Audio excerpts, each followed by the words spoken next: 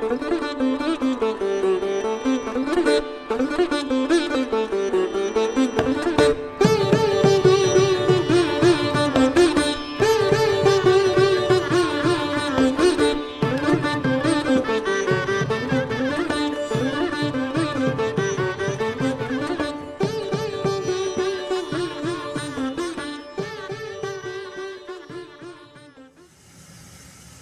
how you doing? This is William here with Conscious Raising Art again. It's Music Monday, and today we have an interesting topic like we always do, but particularly we're talking about music slash sound.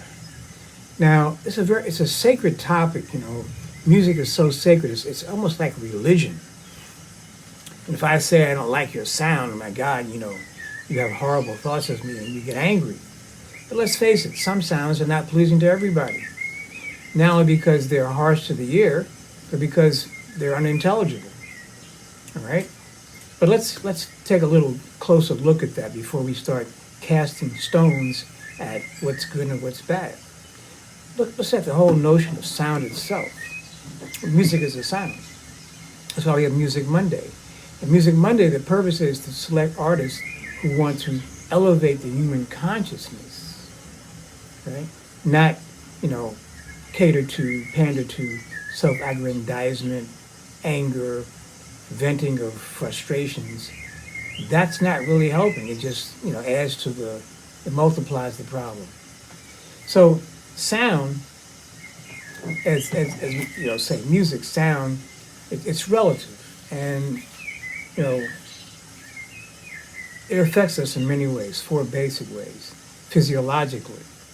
Like, when you have a horn and you're driving and say you're walking down the street, you cross the crossway and you forgot that you're going against the light and the car comes and blows the horn at you and scares you to death. What happens? Your heart rate goes up, your breathing changes, your physiological, your mental situation shifts. Same thing happens with some musics as well. All right? So that's the physiological component. Now, psychologically, when you hear the sound of the theme sound from Jaws, you're expecting the shark. On the other hand, when you're hearing birds chirping in the background, everything is cool, it's safe. So that's how sound, i.e., music, has an effect on us in that way. And it's important because if we don't know what we're listening to or what we're putting out into the environment, then it's not healthy for the environment nor for ourselves. All right, that's number two. Number three. Now, sound has this is a cognitive thing. In other words, like you ever be in a conversation and there are multiple people talking at the same time? You can't hear everyone. You can only hear one person because we have a very limited bandwidth of, cognition to hear this stuff and sort stuff out. That's why in some office structures they have this open plan. Everyone's in little cubicles, but there's noise all in the room. Efficiency goes down, productivity goes down because we can't concentrate. All right? We need to have some. If there's a lot of noise in there, concentration's down, productivity's going to be down. And we don't want that. Likewise, we're talking about sound and music, but we have, multiple sounds going at the same time. While some people believe it to be enjoyable for them, maybe inadvertently hurting someone else. All right? But I know we're not concerned about anyone else. We just want to get our own response.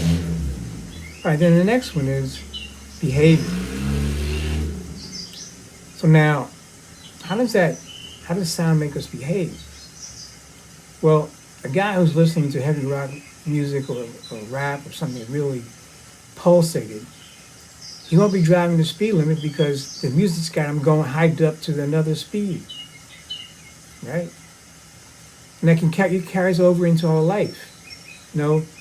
When you come home and you put on the boom, boom, boom, boom, boom, how's that helping you relax? I know you have to get a drink and the boom, boom, boom calms you down, right? or get a smoke. The boom, boom, boom calms you down.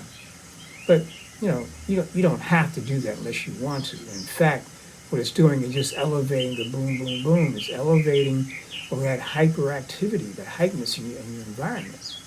All right. So like, you know, I bring this up because we're talking about Music Monday, sacred sound, sacred music, and today we have a guest. I like her style. It's Anoushka Shankar from India, the daughter of Ravi Shankar. Okay, and over there, man, like the sitar. She plays the sitar. That long thing.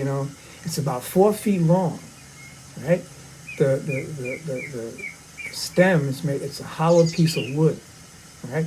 Now the sitar came about in India around 1300s. They believe. There are different stories. I'm going to tell you this story. Right? You can research it.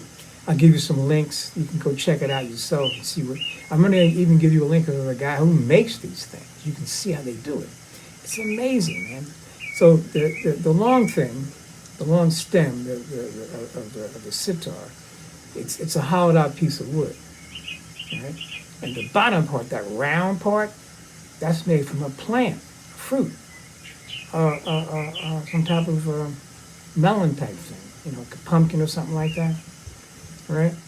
And a gourd, I'm sorry, it's a gourd, and they dry it out, and they, fashion it, man. It's really amazing. And now, so when it first got there in India, it only had 3 strings. But later on, somewhere in the 1800s, maybe 1700s, some guy named Khusro, or whatever they say his name is, he added 7 strings or 6 strings. And that's how it's been since that time. And not even now, they'll have maybe 11 or 12 strings. But by and large, the sitar is such a sophisticated instrument that they have over like 3,000 different, what they call ragas. And these ragas express different moods, and there are different depths to the moods. They have a seasonal mood, a raga. They'll have a day raga. I mean, it's just really deep stuff. And you can get those blue notes like in jazz. You get that. They be doing it, man. They be kicking it, and they just flying. Blah, blah, blah, blah, blah, blah. And then the guy on the drum, the tabla guy, blah, blah, blah, blah, blah. Those guys are fantastic, man. You know what I'm saying? And now, the reason why we're focusing on that today, and maybe for a few more weeks, is that their intentions usually are spiritual. They're because, look, guys, there was a time, maybe not in India, but maybe in China, someplace, some type of place. There was a place where the emperor said, "Look, I will only allow music to be played that elevates, that keeps the community healthy." And that's why I'm bringing it up today, because we don't have that. We have any old thing goes, and even if it's not good, by people turning the volume up so loud, it has all these physiological effects, psychological effects, emotional effects on us that really, add to our stress and to our poor health. Right? So I'm saying, just be aware of what you're listening to and at the decibel you're listening to it. Right? But anyway, back to the sitar. So the sitar, it's just a cool instrument, and you can get Anoushka Shankar. I'm going to put a clip in here for her to listen to. I got one, and she does a classic raga. She be doing it, boy, All right? So that's what we have today for Music Monday. Really exciting stuff, man. This is like very popular instrument, played all around the world. All right? Introduced in the late 50s to the West, they say, by Ravi Shankar, through the Beatles and stuff like that. He played a number of jazz festivals. He played at what's that place? Anyway, upstate New York, wherever it's called, where they had the big 60 hippie thing. He played there. He played a lot of different places. Very popular guy. So that's about it. You have any questions? I can't help you playing the sitar. I can just tell you that it's a good instrument. and you should check it out. Okay, this is William here for We Are Mastery. Now remember, mastery, I'm sorry, we are, I'm so spaced out. This is like my 8th day of fasting. This is the um, conscious raising art. Remember, conscious raising art is really a lifestyle. It's not something you talk about. You don't have to be a craftsperson to be in the conscious raising art movement. It's about being aware how to live life to the best of your ability, to wake up, to realize what you're doing. For example, on Wednesday, we're going to talk about food combinations. Everything you put in your gut is not meant to be put in there at, specific combinations at times or whatever. We should know these things. I'm not saying don't eat your meats and your porks. I'm not saying that. I'm saying understand how you should work with them, how you combine them. For example, we think steak and potato. No, doesn't work that way. We've been conditioned. We think that's the way, and we don't want to change our thinking process to benefit our health.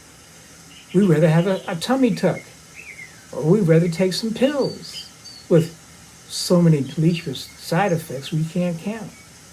Anyway, that's where we are right now. Have a good day. I'll see you tomorrow in concentration. Peace out.